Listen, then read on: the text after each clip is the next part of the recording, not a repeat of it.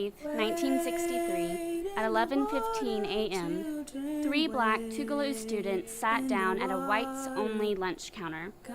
They had a simple purpose: to advocate for the desegregation of public spaces. As the students were joined at the counter by other protesters, a white mob formed and violently bombarded the demonstrators with condiments, seasonings, and drinks. Not one of the demonstrators left the store completely unharmed. Mississippi does not have major sit-ins until Tougaloo students a year later in 1961 at the library, and that was still not at a lunch counter. And so this group of Tougaloo students, which included both white and black students, men and women, decided to sit in. Medgar Evers kind of organized it. He was in his office.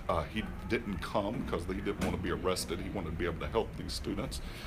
And eventually a mob formed. The thing about the timing of it was that where the Mississippi Department of Education is today on West Street downtown, it used to be Central High School. And a group of Central High School students, white boys primarily, got out of school that afternoon and came down to the Woolworths to get some food. And the sit-in was going on, and pretty quickly it became mob-like proportions. When I was at the Jackson Medical Mall, which is formerly the Jackson Mall, there was a Woolworth store there. And I remember being the public affairs director at the Jackson Medical Mall.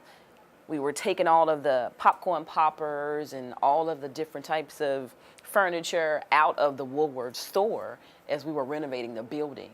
And so you learn so much from that particular experience, not really realizing how so many years later that it would kind of unfold like this. And I think about watching some of those things, and I should have kept one little piece of wood or something from that store, but yeah. So I think when this Woolworths exhibit comes about, it makes every piece of wood, every piece of glass that I saw real, because it's not just a piece of glass. It is not just a piece of wood. These were symbolic of a movement, symbolic of a moment in history that we will never see again. So it's beautiful when I think about it. Injustices similar to the ones that prompted the sit-in and other protests in 1963 still happen today. The question is, what can we do about it? If I know the education system in Mississippi doesn't do right by black boys, then I got Bars Institute. The way I teach them, just like even progressing with words and ideas. If I teach a concept and they're not getting it, then they do push-ups and run. So like if I give a word like, what's the word that I give y'all? Equilibrium. These kids, some of these kids are in 3rd grade. They're not getting equilibrium in 3rd grade. But if we're in the car and I'm listening to you, Bad and Bougie, the whole song. So I'm like, okay, you can learn. You can learn what equilibrium is, you can know the definition of the word, you can know the origin of the word, you can put it in the context. So they're doing push-ups, spelling this word. If you don't get it right, you're going to keep pushing up because you learn better under pressure. So if you want to get up, spell the word. Yes, conviction is not everybody standing behind you. It's every person one by one, like a fence. Each of the different pieces of wood on a fence make the whole fence.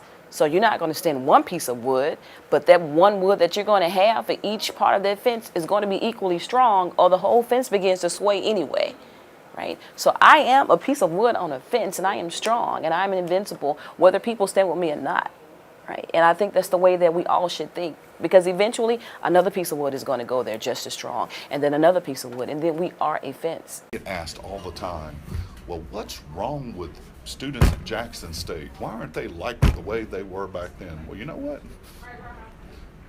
The way they were back then, not everybody was an activist then either, right? And I taught a civil rights class last spring, and in my civil rights class, there was a young woman who led a protest on campus. And I'm going, as far as I can tell, there's still young people doing good things. What counter, figuratively, are you going to sit at? Right? What role are you going to play? And let the world dump on you mustard, ketchup, and condiments. You're going to let the world dump on you so that you can try to make the world a better place. So what is your mustard, right? What is your ketchup? What is your salt? What is your water? What is your drink that you're allowing the world to dump on you so that you can help make the world a better place? Wade in the water. children wade in the water. God's gonna trouble the water. Wade in the water.